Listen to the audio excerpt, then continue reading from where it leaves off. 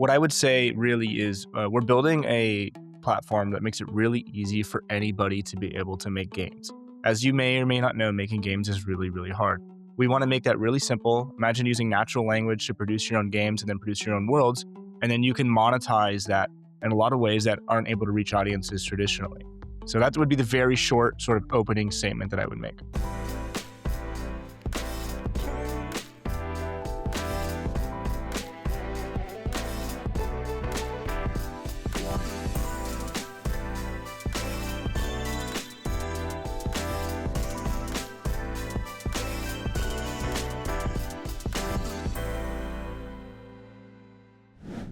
Sean, thank you for joining me on Dealflow podcast. It is a pleasure to have you here, and I can't wait to dive into learn a little bit around Avalon, the Web3 game that you are building, and your journey into the Web3 space.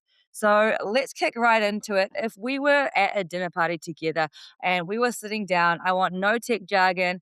And what would you describe to me that you're building? If I didn't know what Web3 gaming is or what Right. user generated content is, how would you describe Avalon to me? Well, thank you. It's a pleasure to be here. I'm the CEO here at Avalon. But so if I were to describe what Avalon is to you, I probably wouldn't lead with the words Web3 because it scares a lot of people.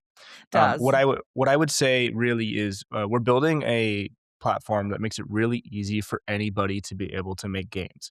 As you may or may not know, making games is really, really hard. We want to make that really simple. Imagine using natural language to produce your own games and then produce your own worlds, and then you can monetize that in a lot of ways that aren't able to reach audiences traditionally. So that would be the very short sort of opening statement that I would make. Very clean. And I think an analogy that you could make that a lot of people might be familiar with, especially if they have young children, is Roblox, right? So Yeah. I have seen the analogy that you're building the next generation of Roblox. Say, for example, if there's a young child who is maybe 10 years old and they've been playing Roblox and they sort of get to a stage where they've kind of outgrown that, would you say that Avalon is the next generation for this kind of gameplay? Absolutely. And I use that slogan all the time. It's the next generation Roblox. It's Roblox meets Unreal Engine. It's Roblox with high fidelity experiences. It's Roblox with natural language. So, describe what it would mean for a gamer to come in there and start playing. Do they build their worlds? Do they play in other people's worlds? Or how does the sort of dynamics work to build your own, what do you call it? A borderless realm. It's not a game, right? It's a borderless realm. um, so it depends on the kind of player. Most players I imagine are going to come in kind of like Roblox and just find whatever games look appealing to them, start playing with their friends. But something we believe is going to be a little different about Avalon than other UGC platforms like Roblox is we've actually made it so much easier and so much more fun to create. We think a lot more people are going to come in there and create games because they've never really been able to do that before. They don't have the skills to write Lewis script. They don't have the skills to write verse. They don't have the skills to open up Unreal Engine and build their own games. But they've had all these things they want to make forever. Well, now with these AI assistants that we've built in Avalon, players are going to be able to build that game they've always wanted to make. That battle royale experience, that dungeon quest, whatever it is that they want to create. Um, they're going to actually be able to do that now. And so we think a lot more people are going to come in there. They're going to come with their friends and they're going to create games and then share those games with their friends. I started my Web3 journey actually in the metaverse in 2021, and it was in gameplay as well. But back then, people could only create and build the world. Are you telling me that you can actually now integrate sort of gameplay? So I adventure gameplay or battle royale gameplay. So I can come in there, express my ideas, say I want to have fire breathing dragons and oceans and fantasy stuff or cyberpunk themes or whatever it was like. How do I actually translate my imagination, because it's wild, creative, and massive, Right. actually into something that I can share with others and play myself? That's an excellent question. And yes, you can do those things in Avalon. We spent the last several years building a lot of technology to support all of these ideas. Building games is too hard, and we want to make it so, hey, you want a game with five dragons and a turtle that has wings, and you play as a turtle? Yeah, you can do that. Like, whatever you can think of, you can do that. The way we've solving that problem is through a number of things. First, we've built a number of gameplay systems that our players can essentially extend. And then you can use AI to extend those systems. So we built, functionality for combat systems. We built functionality for racing systems. So these different systems that exist in Avalon, our players can essentially extend those systems without writing code. They can just use natural language, and it'll start putting these pieces together to create game logic. Same thing with 3D model generation. You want whatever it is you could imagine, you could type it in, and it'll generate it, put it in the game. Now it takes a few minutes. It's not instant. but you can generate the stuff and put it in the game, and then you can play as these things, you can play against these things, and you can even give them personalities. These characters are conversational. They can play the game with you. They can play the game against you.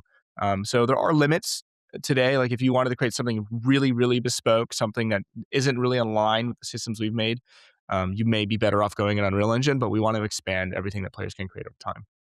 So, if everybody can create their own game, their own characters, and their own environment, how do you, I guess, protect against AI slop?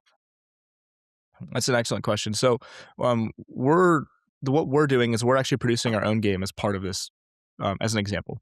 And our own Mhm. game is, I would call it very polished, not quite as up there with the highest AAA games, but not far off either. And we're doing it with our own tools. We're basically eating our own dog food, and we want to show that hey, you can create really great content, you can create really polished content, you can create really fun content using all of our tools. And we have all this stuff open to you as a template, and so players can see how to make content. Furthermore, too, we for all the AI tooling that players are using to create content, we've put in a lot of guardrails to sort of fit within our theme and fit within the things that we're trying to do. So if players want to create something really obscure, it's going to be difficult to do it outside of the sort of the constraints that we built to keep the games and to keep the experiences feeling sort of cohesive. That makes sense because I thinking an analogy to YouTube, like anybody can upload to anything to YouTube, right? But there's obviously favorite channels or favorite creators that kind of, shine through. So if you're creating a flagship game to show, the possibilities, it'll probably inspire the people who are more likely to be into game development. And then the gamers will actually understand like what kind of games that can Yeah. be produced. So is Avalon just one world and I have multiple worlds, multiple creators inside of it, or how does that kind of dynamic work? Yeah. So Avalon, there's a lot to Avalon. So there's the core, we would call it the core experiences that we're creating. We've been inspired by Sword Art Online, and so there's many worlds that we're producing that are part of this what we call the Spire. And as Mhm. players clear worlds that we've created, they'll ascend the Spire. And some of these worlds that we're creating, our players are going to be creating with us. So it's one of our players may help us create. Some of our player communities may help us create floor 6 and floor 7, and we'll create floor 8 and floor 9. And these worlds are massive. Each of them is about the size of Skyrim or a little smaller, depending on which world you're on. And so those are just the core worlds that we produce. Completely separate to those and adjacent to those are game experiences that players can create. Something like a Roblox mini, right? So that may not be at all part of our core world system. It could be something else outside of that, and that's fine. We want players to create all of their own world experiences. Okay, so you're able to create these fun player environments, and I want to bring it back to the initial dinner party answer that you gave me is that people are able to now exchange items and exchange value with an item. So you're creating this sort of new player economy, which doesn't exist at the moment in traditional games. And that's one thing that blockchain does bring into Web3 gaming. Is that's my understanding. Is that's one of the main reasons why gaming should come online. But I want to ask you, as I mean, you must be a gamer yourself. When you start to mix making money and gameplay, does it actually lose the meaning for the game? People sort of aren't really playing for joy anymore. They're playing because perhaps it's just their work, their grind. And Right. does it kind of lose that sort of that joy that comes with actual gaming? So I think if you present your game as a game where players make money, I think that happens, right? Like I Mhm. think play to earn was always going to be a troublesome concept for that reason. Now I want to back up a second. The concept that games today, their items don't have value and aren't tradable is a false assumption, right? Like games like Path of Exile, as an example, same things with games like Diablo. Have always had items and many, many other games. Any game where there's an open marketplace always have items, always have characters that hold value, and players trade those things. They have open market houses where they trade those things. And so I don't think it's a foreign concept to gamers. I think what's really important though, as a game creator, is that you don't make the economy of the game the most important and the central part of the game experience, right? We're not making the play to earn the thing that the reason players come and play. Players come and play because it's fun. It's because they want to play experiences. And yes, it just so happens that the items you are getting hold value. Because it's an open economy, because these things are valuable to you. They have utility inside of the game experience, just like any other game with an open marketplace. What you mentioned there is that gamers are used to transacting online. Like they've been transacting online for a very long time and have value for in game items and skins and weapons or whatever you might be collecting in the game. And you also mentioned some big flagship names there, Path of Exile and Diablo.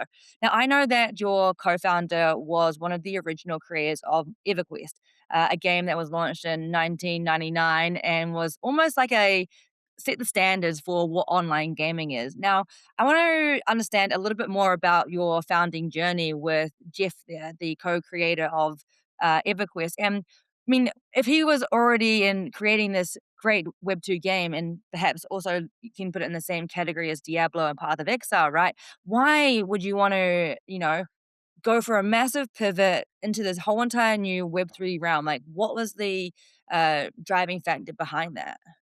Yeah, so, I grew up playing EverQuest. I loved EverQuest as a kid. I grew up playing Diablo, I grew up playing all these games. And so, uh, as I grew in my career, I knew that in order to make something as ambitious as Avalon, I would need people. And I had already built a number of games before this, but nothing near the scale of Avalon. And I knew that I would need some people that had really done this before. Mm. And I saw a talk that Jeff had done on EverQuest Next. Jeff was the game director on EverQuest Next. And EverQuest Next was very similar to Avalon. It was the idea that players could create their own worlds, create their own game experiences, and sort of a cohesive environment. And I reached out to Jeff and I pitched him Avalon. I was thinking maybe he'd want to be an advisor to the company. And midway through the pitch, he interrupts me and he goes, "Hold on, Sean." And then he pitches me the rest of Avalon. And I'm like, I'm confused. I'm like, "Have you been talking to our investors? Have you done due diligence on us?" And he's like, "No, like, this is the game I've always wanted to create. Like, this is the big game." And so that was almost 4 years ago now. Since then, we've been like best friends producing this game the whole way through. But when I think about Web3, I do think there's a pretty clear value to add for players. And I think Jeff and I agree on this. Unfortunately, it's been, I want to say, mangled by a lot of creators in the space, and there's a really negative perception on it that is fully Mhm. justified. But for us, it's always just been about technology that adds digital ownership to players. Like, hey, like when I get an item in a game, that should be my item. I should be able to trade it. I should be able to do whatever I want with it. And then there should be, in some cases, not all cases, but in some cases, there should be scarcity around that. Like if I spend forever grinding a legendary and I get a legendary like I do in Warcraft 3, I don't want to play the game 4 patches later and then have a billion of those in the market, right? Like I want it to be meaningful. And so all those things are really cool concepts to us, that unfortunately have been, I would say, somewhat bastardized in the Web3 space. But we're still passionate about those things. We still want to do some of those things. But I want to say we're not leading with those things either now. They've sort of taken a back step for us. Web3 now to us is currently little more than part of our backend database. We think that our primary way of acquiring users, of attracting gamers, is actually going to be through lowering the barrier to entry through creation. We want to make it really easy for anybody to be able to create their dream games. So that's our primary focus right now. A digital economy is still really exciting to us. We still want to push in that direction over time, but it's not how we, I think, are presenting ourselves. So the vibe in gaming communities generally, do they want Web3 gaming or do they just want the benefits of Web3 gaming? And that's what you're doing is you're hiding the infrastructure behind the scenes and for just focusing on gameplay, creativity, things that gamers actually come to Yeah, the game for. gamers definitely don't want anything to do with Web3 at all. Right now, like generally speaking, there's some exceptions, but generally speaking, they don't, and for good reason. They think that the companies are basically out to take their money, to take Mm. advantage of them. But I think that from a pure technology point of view, gamers would be excited to have some of the Web3 features. Things like, hey, I actually own my items. Hey, I can trade and bring my items into other games. And so I think there's a pure value add there, for players. I wouldn't say that we're quote unquote hiding it. Anybody that wants to hear us talk about it like I'm doing with it now, I'm happy to talk about it with players, but it's not going to be in your face. It's not like I got to open up a MetaMask wallet to take my item into another game, right? We're going to automate all those things. We're going to put it behind the scenes. And then for players that want to partake in those things, they can do so. For players that don't just play the game, have a good time. Do you think that traditional gaming, say Fortnite and Roblox, are these traditional gaming studios going to start to convert into blockchain technology just because it provides these gamers these extra additional values? I think they have to be really cautious about it. Companies Mm. like Roblox, they're a publicly traded company. There's been a lot of negative perspective on these things, and just mentioning the words, blockchain, could devalue their stock significantly, right? And so they're Mm. going to be really cautious about it. Now, that being said, I do think we'll see, and we'll start to see over time, especially now with AI and things like proof of human is going to become really difficult. We're going to see these companies integrate blockchain in very creative ways, pure technology ways, less about speculation and about utilizing the technology the same way we're thinking about it. I think we'll start to see these companies integrated, and some of them already have to some degree in ways that people aren't really seeing. So I think we'll start to see that over the next decade.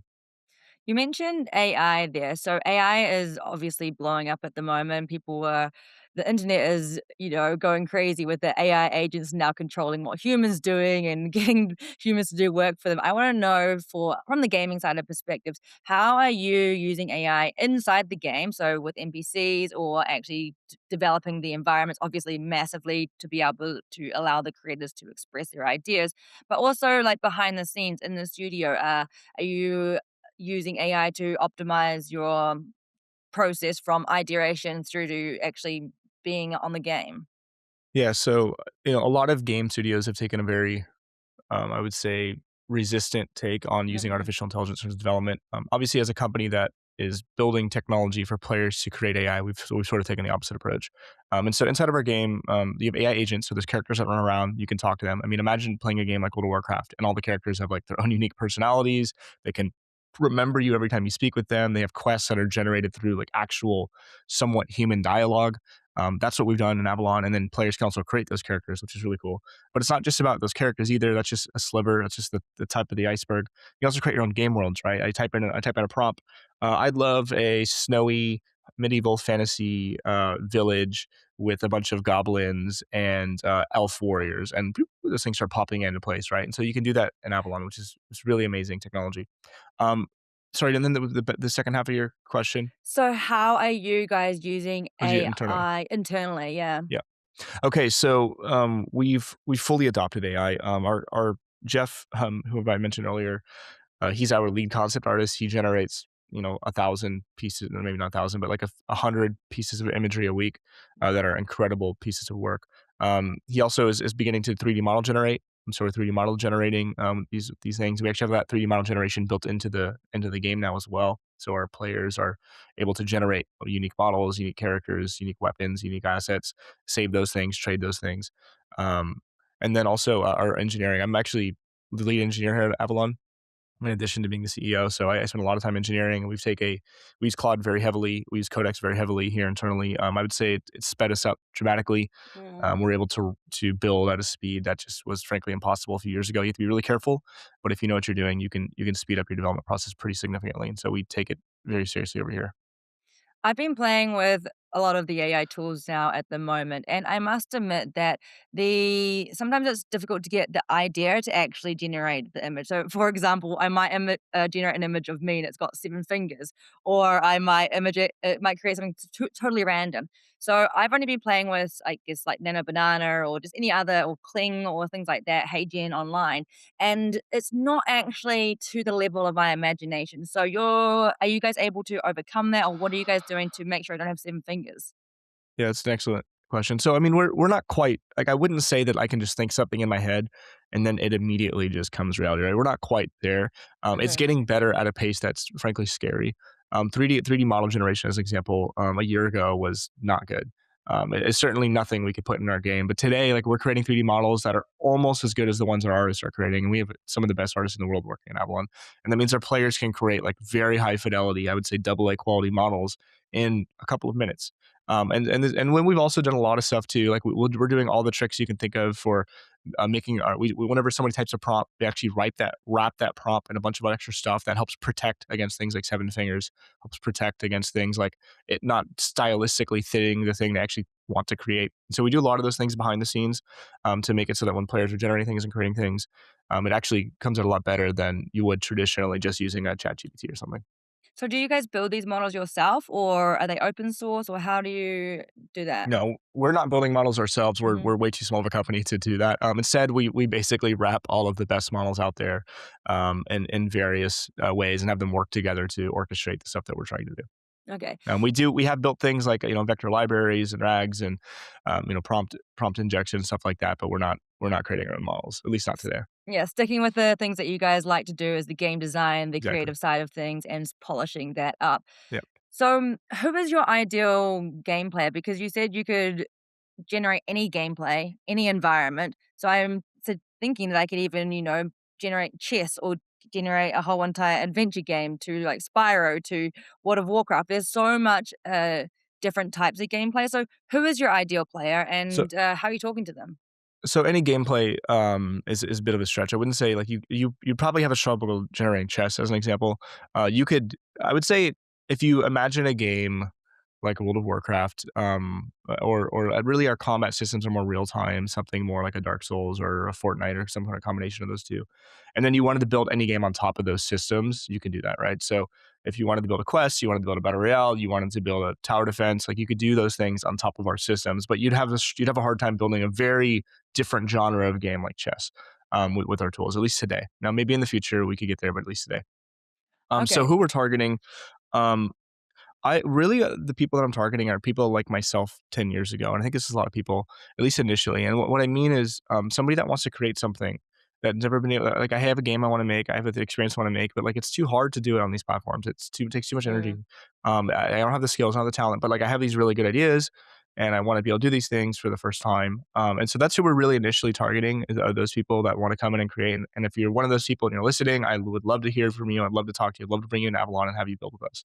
Um, but so that's our initial cohort of folks, which I think is a lot of people. But as those people begin to create experiences, I think there's going to be a whole other group of people that want to come and see the really cool and rad and awesome experiences those people have created.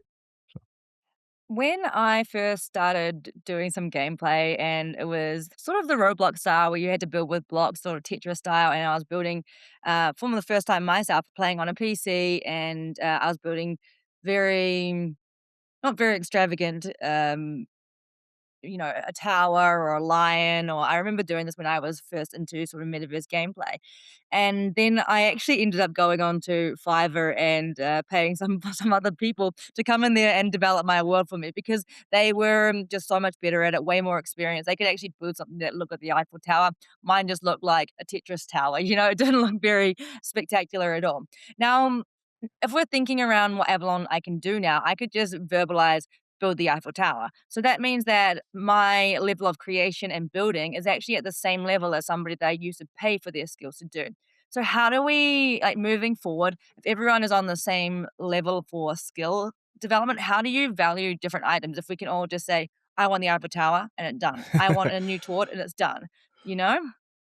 I would say that that's a good question. I would say that today, there's still a human element that has to go in. It's kind of like when you're generating, and this is very true for games. There's still a human element that should go in to make the perfect experience. And Mm, so we built all those tools on top of Avalon. And in fact, when we started the company, that was really the idea: is we create a bunch of tools, kind of like Roblox, that were just simpler, they're easier, they're more fun to use to create content. We just learned over the course of time that hey, the tools we built are a perfect fit because AI can use these tools as well to create really great stuff. mm. So, as an example, if you were to generate an Eiffel Tower, the Eiffel Tower that's generated may not be exactly what you want, and you'd want to come in and you want to make some edits and you want to make some changes, and that's where the human element comes in to get that perfect experience. So Yeah, so you can make twists on everything. Like my Eiffel Tower, my vision of Eiffel Tower that I could use natural language to do would be different to, say, your Eiffel Tower. Mine might have flames coming out of it. Your might have a waterfall coming out of it, kind of different things. right, So right. that's where the diversity comes in. Is that what you're saying? Yeah, or if you generate an image, this one has 6 fingers, and I want it to have 5, and like I don't want to, I could try and regenerate a bunch of times until I get the perfect image, or I can come in and fix that sixth finger, and it's kind of the same concept, with Avalon. I would say today, like game generation is earlier than image generation, so you're going to get that sixth finger, that seventh finger a lot more frequently, metaphorically speaking, than you are in an image generator, and so there's definitely a human element that's going to be important to really get a very polished experience. Now that being said, there's still a ton of value, right? Like I can now create this thing from scratch that I never would have been able to create otherwise, almost instantly to get me 80% of the way there. And so that's where we are today. And then maybe that'll be 85, then 90%, then we'll see over the course of time. It's amazing that that's the level of generation that you're at right now. And I always say to people with AI, right now is the worst version that we're going to be playing with or using. So it's only going to be getting better from here. So if you're already able to do that, and who knows, we might be embracing the seven fingers and that's your style, that's your world. And I think that's what's going to be quite exciting to see what all your game developers do actually try to lean into. But in creating all of these worlds, and is a little bit of a debate, I guess, online around, screen time and children playing in these superficial worlds that aren't a mirror of reality and too much, they're narrow focus. And so is this something that you guys are considering in your gameplay? So how is this sort of these artificially generated, non-realistic worlds going to be playing on the emotions and psychology of adults and young people because they're just whispered away into these magical worlds that don't have any context to reality? Like, you know what I mean? Is this something that we should be doing or not? I mean, what's your perspective on that? That's a really interesting question. When I started, when I got the idea that I was going to make video games for a living, the world was a very different place than it is today. This was, about 15 to 20 years ago. Social media really wasn't as invasive in our lives as it is today. Games weren't, Mm. I would say, prolific in our lives as they were today. And I did so because of a simple idea. I felt that games could make people happy, and I felt that the world just needed more happiness. And to me, that's really what Avalon is about. It's about like I want to make experiences that people can come in, they can be happy. They can create the worlds of their dreams. They can be happy. But there is a dark side to this stuff too. Stuff that I'm not thrilled about, and I don't have all the answers to solving that today. I think it's going to be difficult. I think it's going to be really important that we take this stuff seriously. And I can tell you that, I didn't set off to make Avalon to make any problem like that today that exists any worse. I think for starters, one of the things we're doing is we're very intentionally focused on a more adult community, not a children community like Roblox. We don't want to have any of the same sort of issues those platforms have. And so that's one of the first things we're doing to help mitigate that. But I think there's some other things we need to do in the platform if it's anywhere near as successful as we want. And in fact, I think like things like decentralization, digital ownership are going to be really important to having an ethical community. So it's a thing I take very seriously and I think very seriously about. But today I'm mostly focused on let's make it really easy and fun for people to create stuff, and then So we we're can. not jumping into the Ready Player One environment just yet, right? No, With Avalon? we're some years away from that, and I can tell you that somebody's going to make it. And it's going to be probably in the next decade or two, and it's really important that it's done correctly. And I would say that's one of my core missions is to make sure that it's done correctly. If we pull this off. Well, pulling it off is, I mean, that's obviously the dream goal. So whereabouts are you guys at the moment? I read on your Twitter page that beta launch is coming this year in this first quarter, 2026. Is that still the milestones that you guys are chasing for? Yeah, so we are currently in a closed beta. We've got people Mhm. creating and playing with us. So if you'd like to be a part of that, please join our Discord. We'd love to bring you in. We're going to bring it up to a more open beta sometime later this year, followed by like an open early access. So that's our plan currently. Those early stages of development, how many people are in the closed beta, and what have you learned from this community so far? Because I'm sure that your idea of where Avalon was heading, and same with Jeff's, it might be a little bit different now. You've got all of these community players starting to give you feedback, starting to give you experiences, and tell you like what do they actually want. So, what are some of the lessons that you've learned from your early community players? Yeah, so I've built games before this way with people publicly to a degree, and I think it's one of the most important things you can do as a smaller developer. It's very difficult to get the feedback you need to really create a good experience when you have a small team. We have a relatively small team here at Avalon. We're less than 20 people, um, or at least today. We were around 25, 30. We're about a little less than 20 people today. So we've gotten an enormously positive feedback in a lot of ways. People really like the core experience. They can see the direction where we're going, and they're really excited about it. They will help us find bugs, help us polish, help us refine, and I want to continue that process. Over the next year or so, while we move into a more open development. Fundamentally, I think it's really affirmed that our ideas are correct. That this is the thing that a lot of people are excited about, a lot of people want. It's just really going to come down to our ability to execute. And with such a small team, I mean, that's where AI is really coming in and allowing you to have a team of 20, but it may feel like a team of 100 because you're just able to iterate and build a lot faster, right? Yeah, truthfully, there's no way we could have made this game without the onboard AI, and I didn't fully appreciate that until we got deeper into development. But the speed we're able to produce content at, speed we're able to develop at, as a team of 20 is closer to a team of 100 today, which is really crazy. One of the magics of AI. So if we talk about that's where we're at right now, I want to know a little bit beyond beyond Avalon, behind the scenes of Avalon, behind the scenes of you.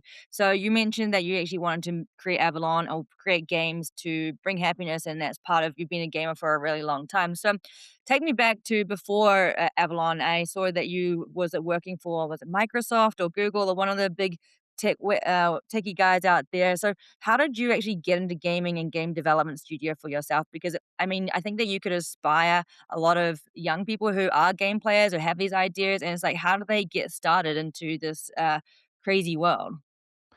Making games is hard. I want to caution all of you that it's not all sunshine and rainbows. There's a lot of passion, a lot of heart that goes into it to making games successful, a lot of late nights. So make sure you really love the process of making games, not just playing games, if you want to get into making games. Now, how did I get into it? So I started out probably like a lot of people today, modding games as a little kid. Wasn't on Roblox because Roblox is way after my time.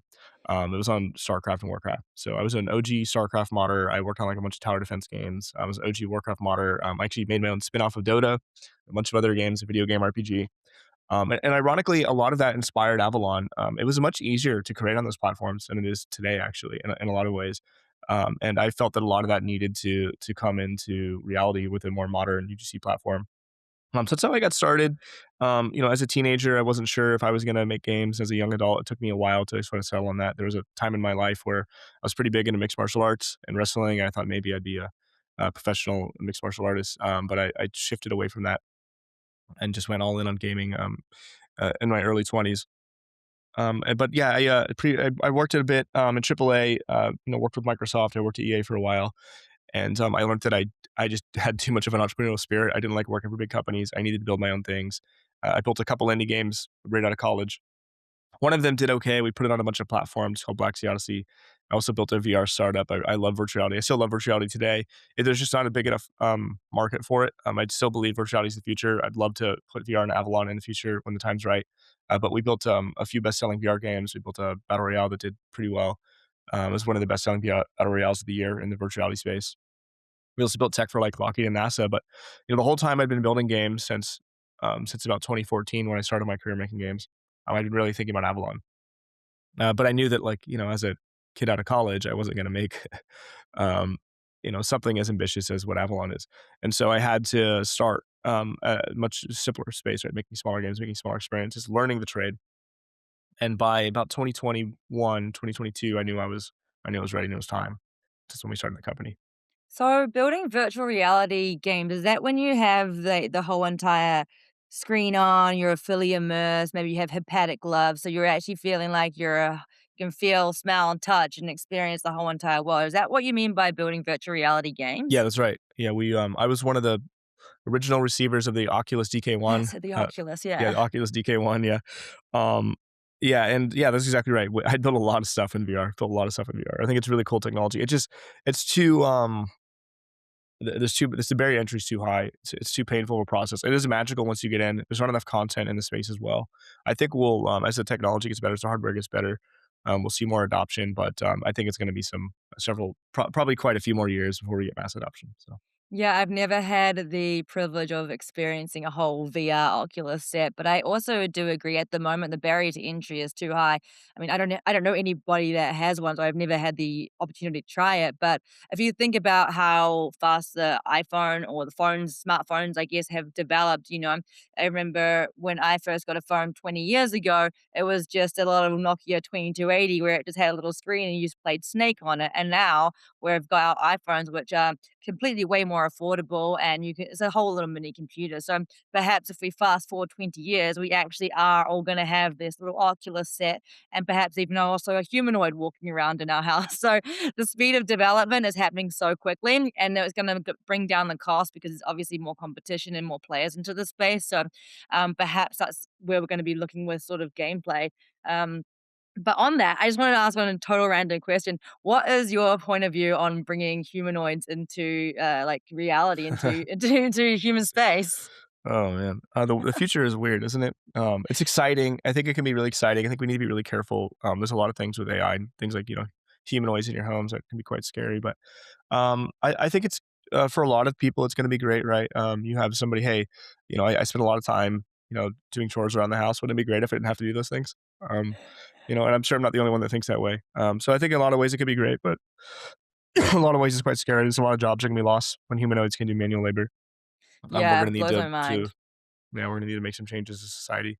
So we'll see how that goes.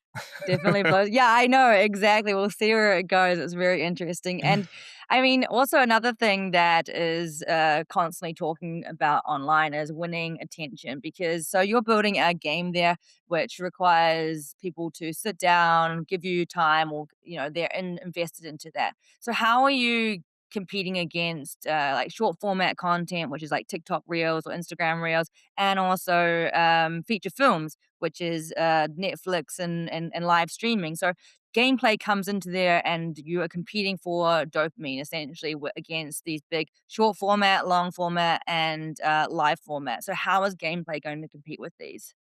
Oh man, that's a question not just for me, but for the whole games industry, right? And I think the answer is, in interactivity, right? People don't just want to, and in a lot of cases, look, there's a lot of times when I just want to sit down and watch TV or scroll on my phone or something, and I try not to do, especially the scrolling on the phone as much as I can because I have too many. I've got 3 kids, I've got a business to run, so not a lot of time for that. But I think a lot of times people want to be engaged. They want to interact. They want to be a part of the experience. They want to live in the world. And I think as gaming is really the ultimate form of media in that regard. It's the fully interactive, the fully engaged experience. And Avalon is really built to maximize that experience for people. So yeah, if you want to be more engaged, you want to be more interactive, you play games. If you want to sit back, relax, you want to veg out, you watch TV. And that's kind of the way it is, I guess. Yeah. Yeah, exactly. Different types of entertainment for different styles of your mood, whatever you're looking for, and I mean how much you're looking to put into it as well. Right. So I want to bring it around to a little bit more. You mentioned that building out games is difficult, and part of building out the Avalon, you have successfully fundraised $3 million from some of the top VCs in this space.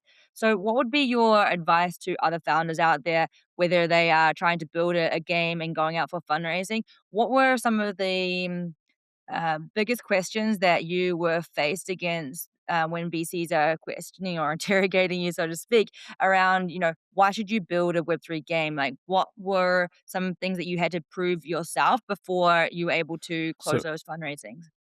yeah, so firstly, we've raised $23 million, not three Oh, million. You sorry. it's okay, it's okay. So you'd have a really hard time building Avalon on $3 I million. was wondering about that, but Yeah, anyway, sorry. yeah, that's okay. Yeah, so it's 2 fundraising rounds.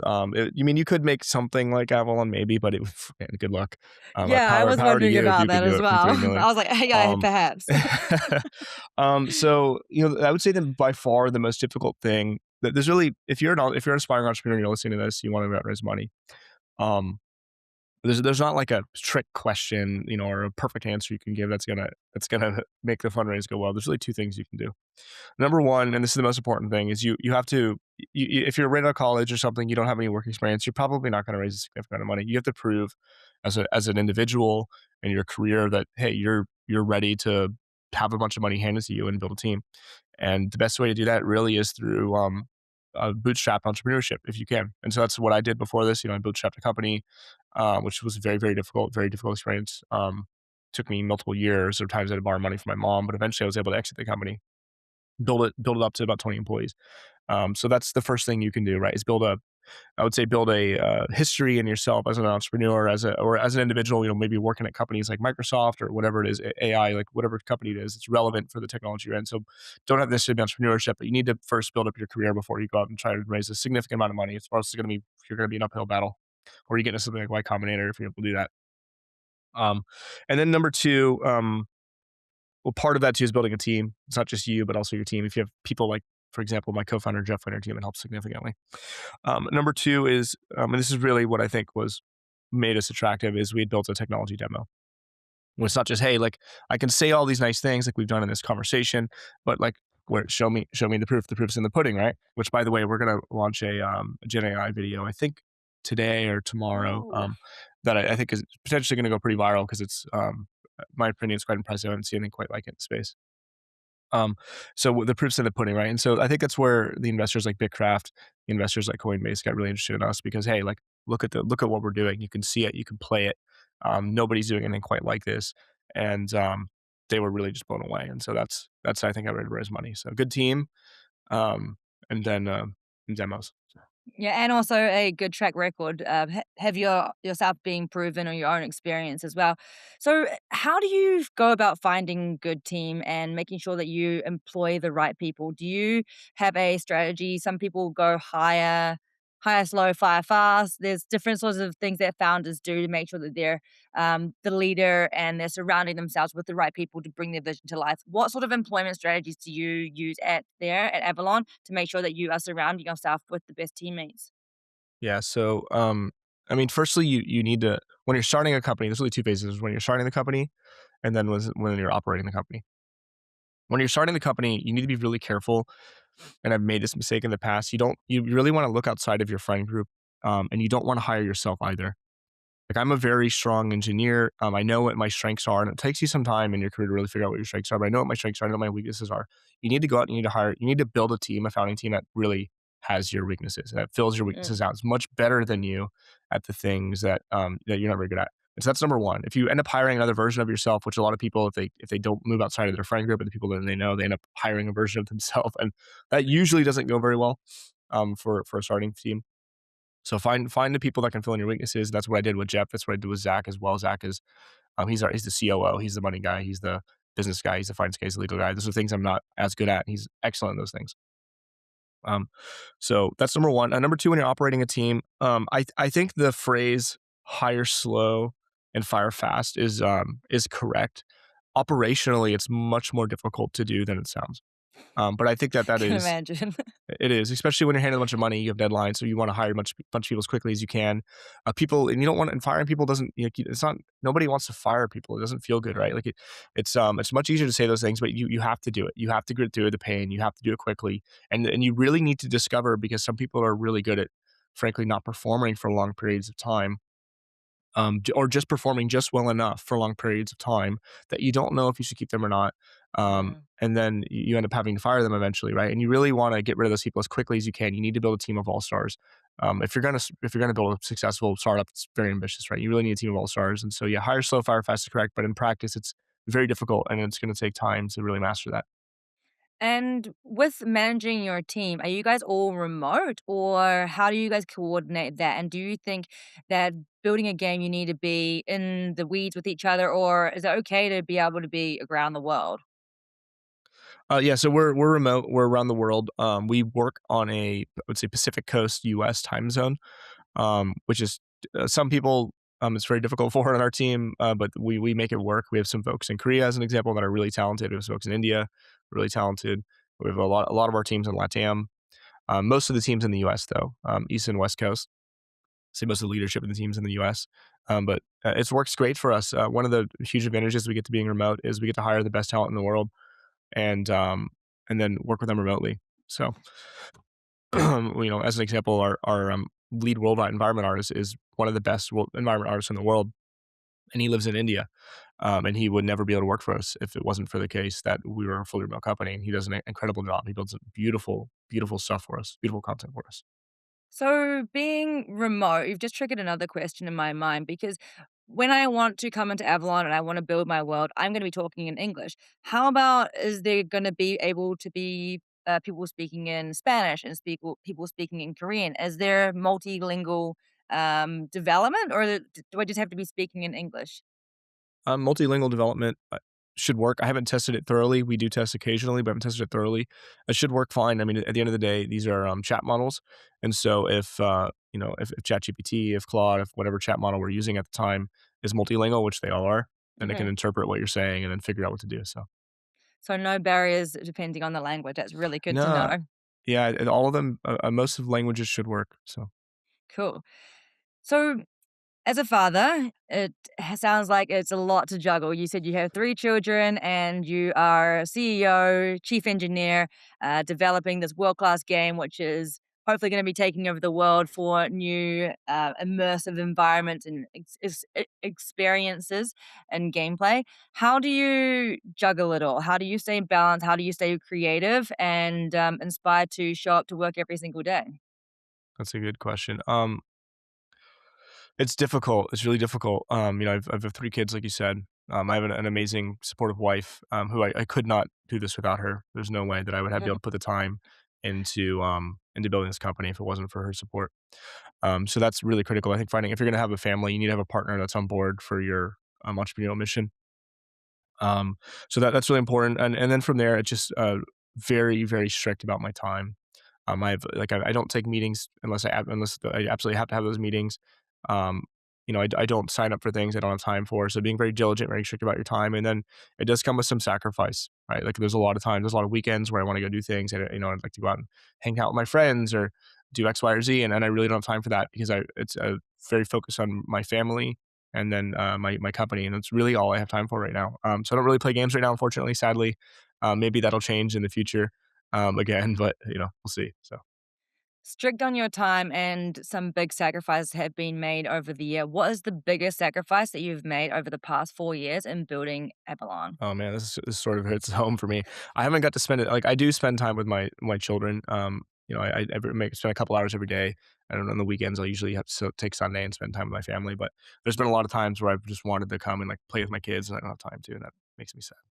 That's all right. I'm sure that they will be able to see the vision, and I'm sure you're a great father at the times when you are. And I think also it matters, like being present in those moments is really what matters because many parents, or you go and spend time with somebody, you're not actually present in that moment. You're constantly thinking about something else. So being present for even a small amount of time is, I think, can go miles, especially when in those like younger years as well. So, do you have time to touch the grass? Do you have time to do anything else, or is it just children in development? Well, I mean, I think healthy mind, healthy body is really Hmm. important. And those things are cohesive. I spent, I would say, about a year working in the last 4 years building Avalon, where I didn't really work out, didn't really go outside, and that was really bad for me. And actually, I think affected my performance, both in work and my personal life. And so I make sure to take time. I think if you're an entrepreneur, it's really important. Like you should work out every day, or at least 4 or 5 days a week, and you should go and get sun every day. Those things are really critical to being a good entrepreneur, as well as just living and surviving and being healthy. So I make time every day to do that. It's really important. So. Yes, catch a bit of vitamin D from the sun. Yeah, I also find myself sometimes where I'm like, I have not even gone outside all day, and now the sun's yeah. gone down. I'm like, just whiz by. But anyway, I do also agree. You do need to mental mind should be clear, and that helps when you can just go out and do touch the grass.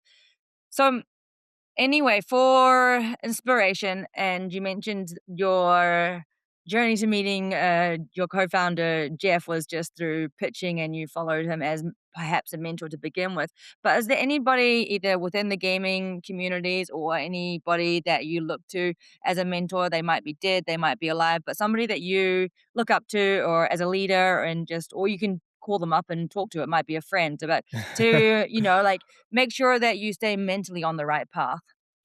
Yeah, so, I'm very fortunate in that my co-founders are 2 people I look up to immensely.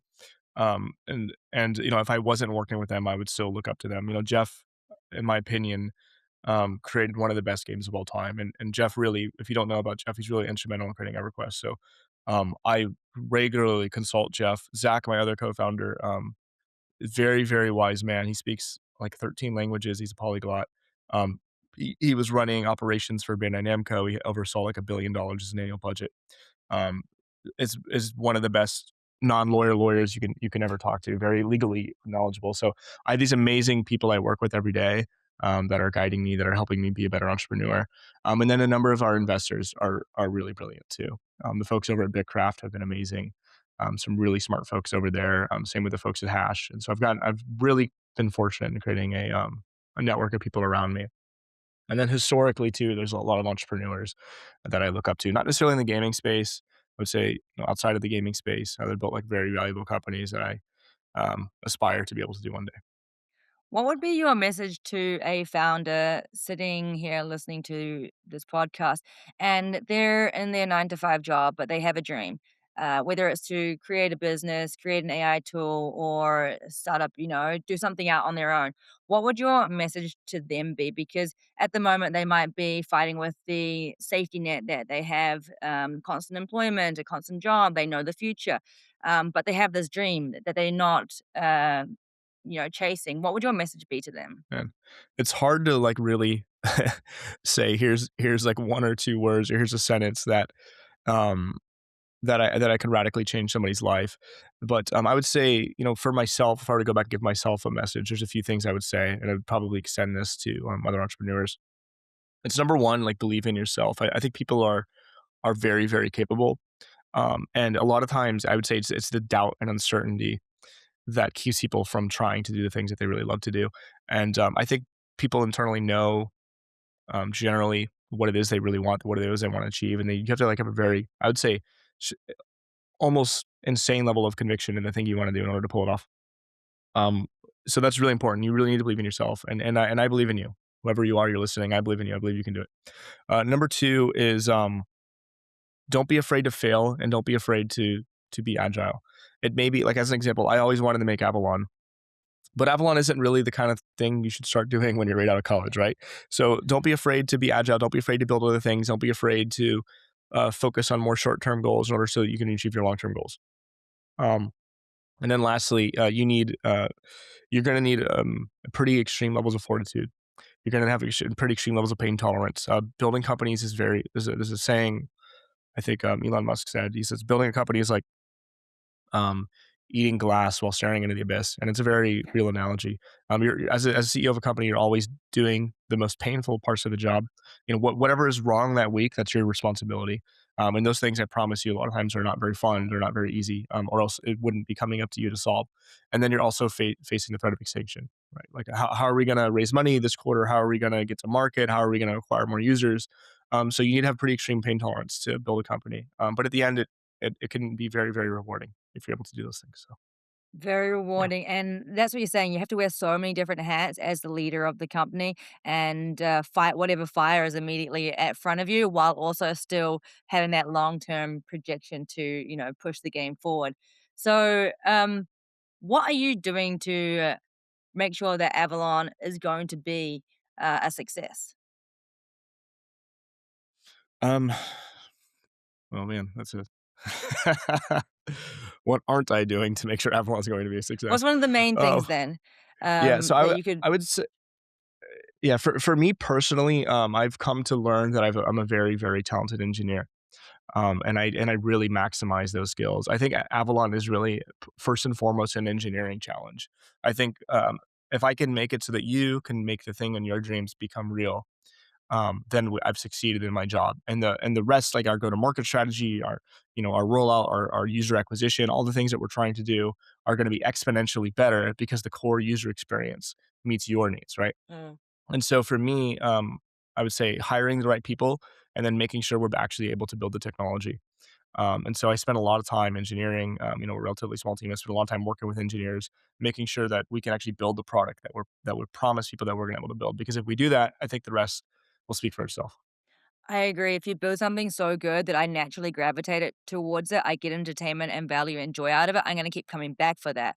And that brings it back down to the core game development, which is that creating that easy experience where I can take my mind and develop something and be amazed at that, which is sounds like this is what Avalon is going to do. And I'm very excited to see this trailer that you guys are going to be dropping in, I guess, the next couple of days. To close this podcast up, I want to ask, I mean, you mentioned it a little bit beforehand, but what would be one specific message that you would send specifically to yourself this time, not to other founders? What would you say to the 17-year-old version of yourself? So to me, and to the other, I said a lot of extra stuff that I wouldn't have necessarily said to me. But for to me, I would say just believe in yourself. Like you can do this. Just believe in yourself. There's a lot of times in my career where I doubted myself and I made the wrong decisions. And in some cases, they weren't even necessarily the wrong decisions. I needed to learn from myself. I needed to make the wrong choice on my own. But I let somebody else guide me a different direction. If that makes sense. So I would say believe in yourself, Sean. You can do it. Just keep at it. So Wise words. I mean, there's nobody else that you need to look at it in the mirror at the end of the day but yourself. So, believing in yourself and backing yourself and having that North Star, I think, is really important to achieving your dreams and building your goals, right? So, where can anybody find you, follow Avalon, get amongst this beta version, and how do they follow along and get playing, I yeah. guess? Yeah. So, if you wanna look up me, I'm on LinkedIn, I'm on X, Sean Pinnock. Find me in both locations. Um, if you wanna learn more about Avalon, just go to our website, avalon.online. There's a join our Discord button. Hop on in there, come chat with us. Easy, yeah. So thank you so much for joining me today, Sean. It's been a pleasure. I'm really excited for Avalon, and hopefully I can start to build some worlds myself because I also reached the barrier where just creation was too difficult in any of my gaming journey. So I've just sort of always given up. But what you're describing there sounds that even somebody as not tech savvy like myself can jump in there and make something magical. That's the goal. Love to see you in there. Cool, cool, cool. Thank you. Bye. Thank you. Bye.